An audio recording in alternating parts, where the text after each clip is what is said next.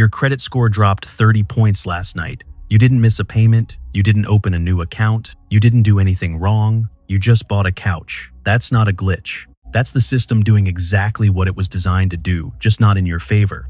And the frustrating part is that most people spend years trying to build their score without ever understanding the one mechanism that controls nearly a third of it. By the end of this, that changes. Here's what nobody explains when they hand you your first credit card.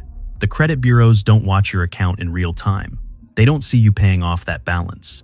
They receive a photograph, one frozen frame, from your billing cycle, and that photograph is almost always taken on your worst day of the month. Before you've paid anything, before your bank account reflects what you actually did. The system isn't broken, it's just built on a delay. And if you don't understand the delay, you're handing control of your financial reputation to a calendar you didn't even know existed. Let's talk about that calendar. Every credit card has 2 dates. Your bank highlights one of them constantly: the due date. Pay by this date, avoid the fee, protect your payment history. That date matters.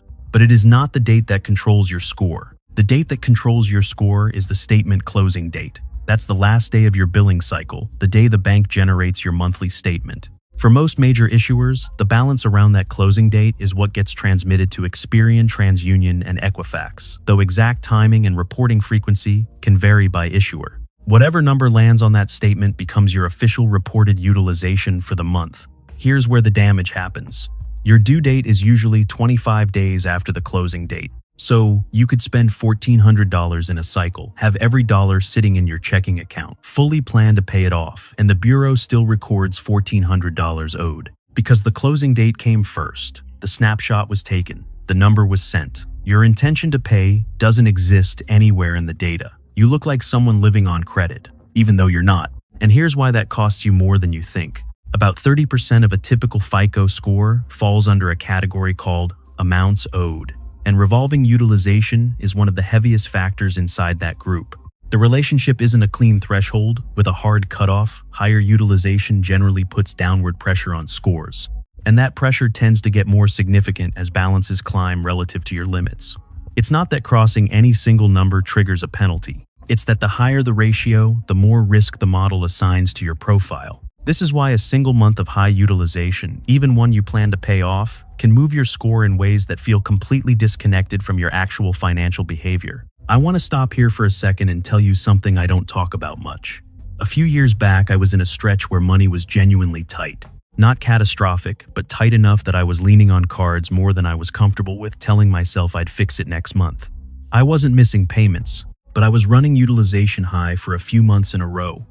When I finally got things stabilized and tried to refinance, the rate I got back wasn't the rate I thought I'd earned. My score had absorbed those months of high reported balances.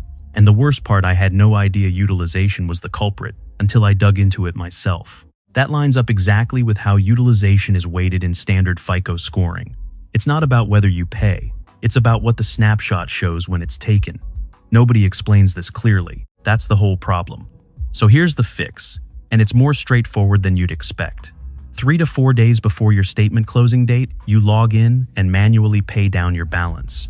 Not when the bill arrives, not on the due date, before the statement is generated, before the photograph is taken.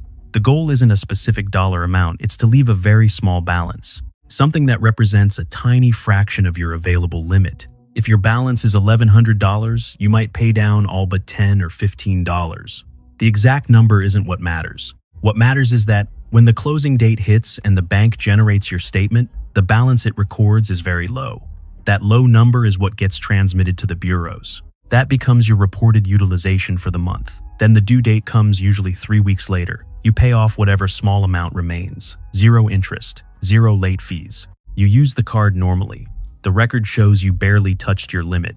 Now, one nuance worth understanding. In many cases, a very low reported balance may score as well as, or slightly better, than all cards reporting 0. But this is not a universal rule, and it's not something to stress over if you're not actively optimizing for a loan. The scoring model is built to assess how you manage debt, and a profile showing some activity at very low utilization gives the algorithm more signal to work with than a profile showing nothing at all. If you have multiple cards and want to be precise about this, pay all but one down to 0 before the closing date.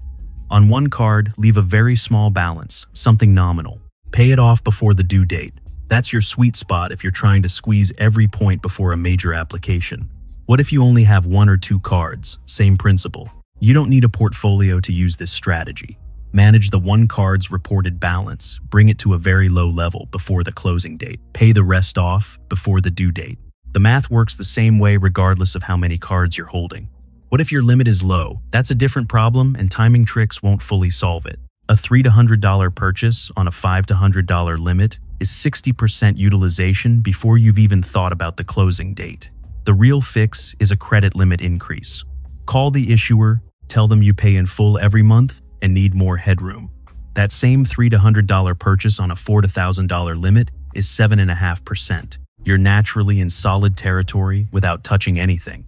Now here's a strategy almost nobody explains in plain terms. If you have a family member or close friend with a long-standing card, high limit, clean payment history, low utilization, they can add you as an authorized user. If their issuer reports that account to the bureaus, your profile picks up that card's limit and history.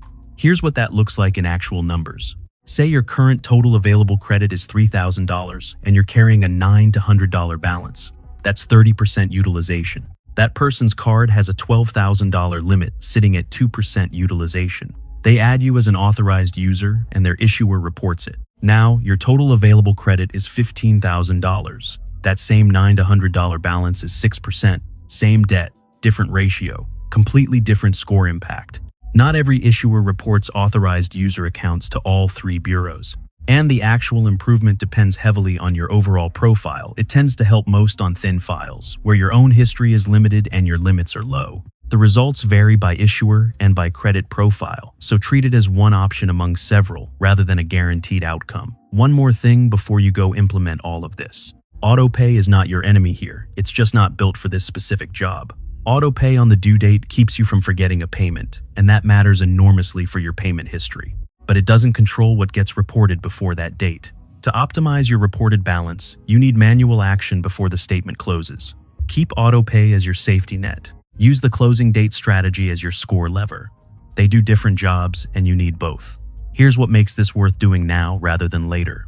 For most mainstream scoring models, current reported utilization matters much more than last month's utilization, which means improvements can show up quickly. You don't need years to recover from a month of high balances. Bring the number down before the next closing date, and the new lower number is what the model responds to. That said, lenders who pull your full credit report can still see historical balance data, and different underwriting processes weigh things differently. The point isn't that the past disappears, it's that utilization is one of the most actionable levers you have right now, with results that can show up faster than almost anything else in your file. Most people hand this entire process over to autopay and check their score once a month, hoping it went up.